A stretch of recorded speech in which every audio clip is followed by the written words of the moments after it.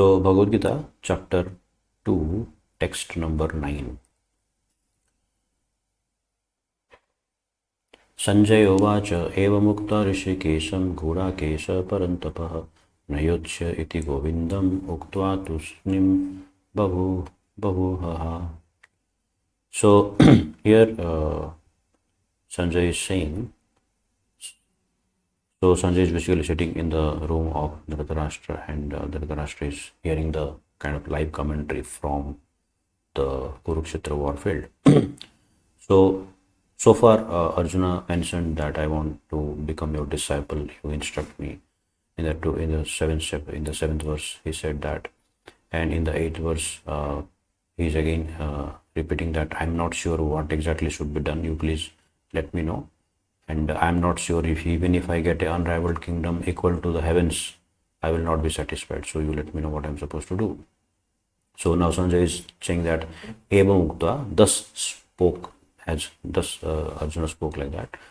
So Arjuna spoke to Hrisikesha. Hrisikesha is the name of Krishna. So Hrisikesha, the name suggests that the Krishna is the owner of all the senses. So he is the creator of everyone. He is the creator of the senses also, and then he is basically the owner of the senses. That's what is the meaning of Hrisikesha. So what Arjuna is trying to say that you are the owner of the senses, so you take the ownership of my senses also. So this is a right proposition and a right disposition on the part of a devotee, that he surrenders everything that he has in front of Krishna. And Gudakesa Parantapa. So Gudakesa is referring to Arjuna here. So when Dronacharya was teaching Arjuna the military each lesson, so he would learn that lesson in the day and he would practice the whole night. So that used to be the practice session for Arjuna. And Arjuna was thinking that he used to practice from to perfection, basically from the bare minimum thing to the perfection. So he used to so in the night, so everybody used to go to sleep, and then there used to be pitch dark everywhere. So he would light a small portion, and then he would use that. And after that, after he perfected the aim, he learned that lesson, and then after he perfected the aim in the light, then he would stop the light, and then he would shoot in the dark. So that means he would actually get expertise in shooting in the dark also.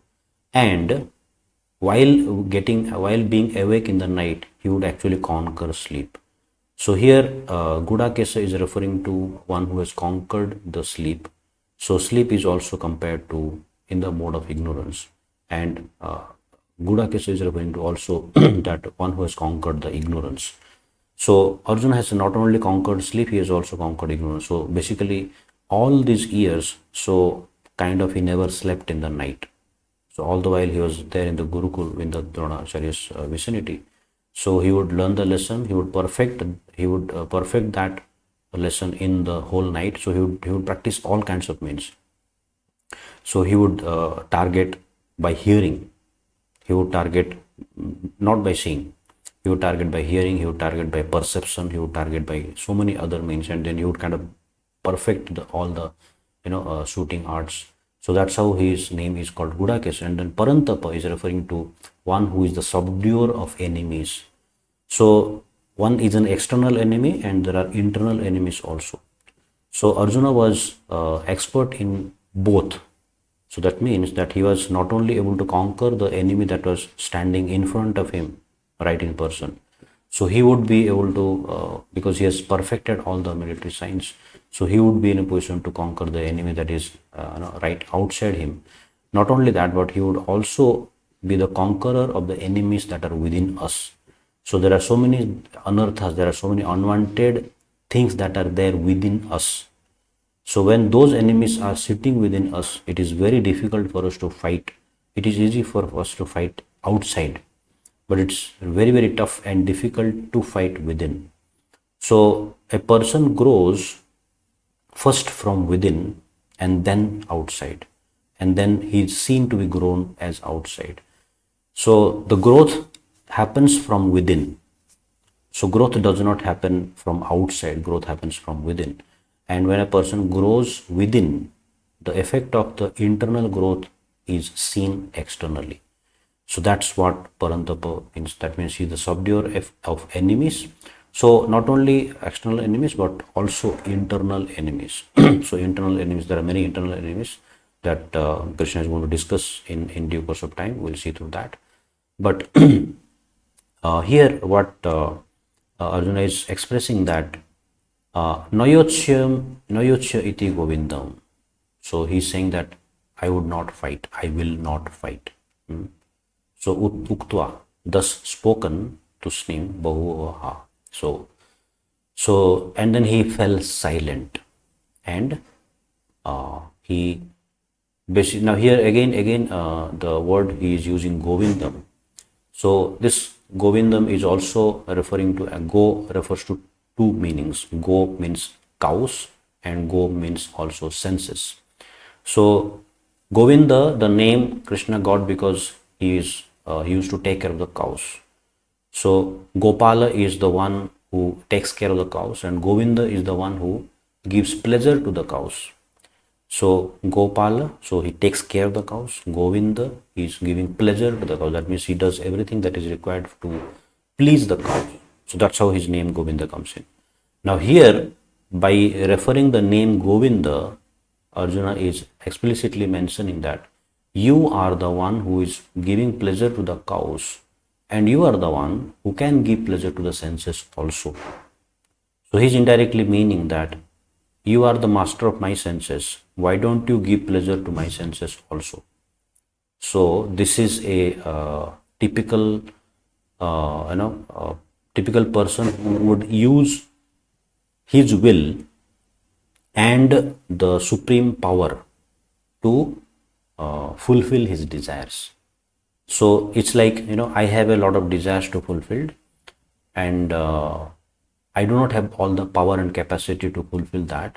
So I will use Govinda or God to fulfill my desires so that my senses are happy or pleased. So it does not work that way. Why would anyone care about pleasing you? I mean, forget about God. Why would anyone care about pleasing you? Unless there is some close, tight relationship, unless there is some selfless service that you have done towards that person, unless there is something that is there between two of the people.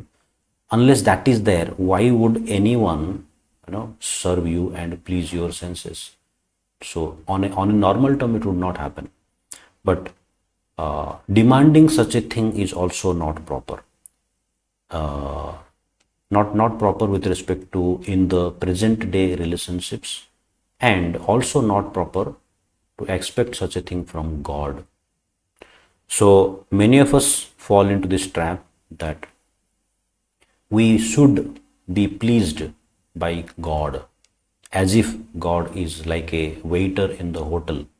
You go to the hotel, you ask for the menu, and then you place the order, and then the waiter comes and takes your order, and then he supplies all the things that you need.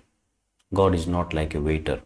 He's waiting for a beck and call of you, and then he's starving, he's hankering to serve you and please you. So even the waiter gets paid. Now what you have paid to the God?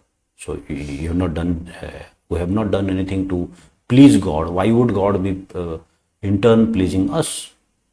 Now, if you say that, okay, I have been doing so many things, maybe, I have broken so many coconuts, I have offered so many agarbattis, and I have offered so many, water, Ganga Jal, and, and whatnot, flowers and fruits, and I have given so much of dakshina, donations, and all those things. I have done so much thing, and then I want something in return. Now, the relationship is like, if it is a give and take relationship, then it would be, if you give 10 rupees, then you will get 10 rupees worth of return. That's what it means. If you give 100 rupees, you would get what is worth 100 rupees of return. And if you are thinking that I will break a coconut and then I will pass in the exam, that's not fair. Let's be truthful, and let's be diligent and conscious about what we are doing. It's not the right thing to do.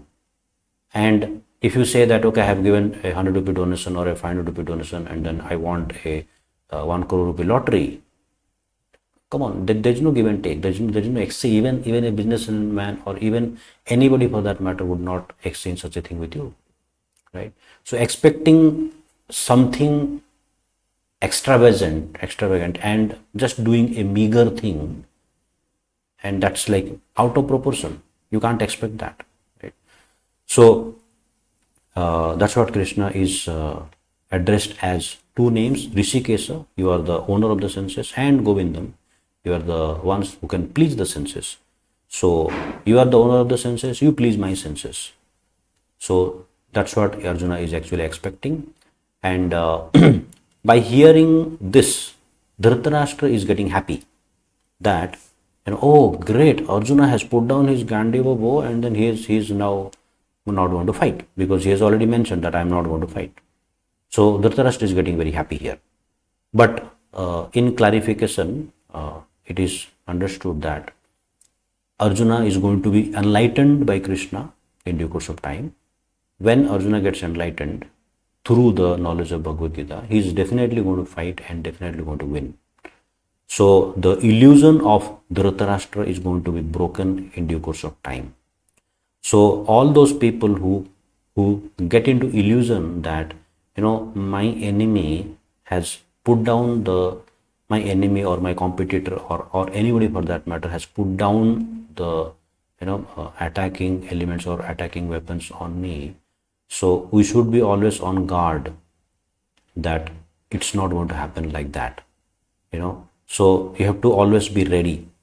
So I'm not telling about that we may have to get into a fight or something like that, but I'm telling we should be ready with respect to our own getting equipped with the right kind of knowledge and with the right kind of skill set that is required to fight with life.